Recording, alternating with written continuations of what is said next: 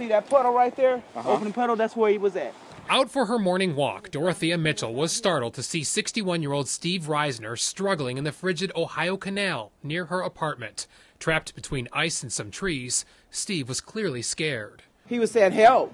Kept saying help. He was hollering help. That's all he kept saying. She says Steve fell in the bitterly cold water chasing after his dog, Sammy. The pooch got wet but escaped. Steve couldn't. At one point, the water up to his chest. It was really cold. That water was freezing. Dorothea ran into Sam E's Lounge, which Steve owns. She asked customers Bob Moore and Scott Nelson for help.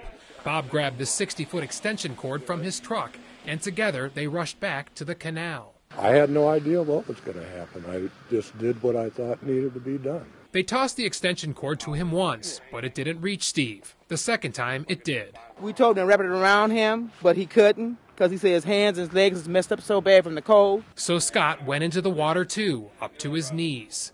We started pulling him in, and we got him part way up, and then he lost his grip. He couldn't hold it anymore, so I went in and grabbed his arm and pulled him the rest of the way up. Steve was saved. Paramedics rushed him to Akron General Medical Center, where he was treated for hypothermia and released. I'm glad we were here to help.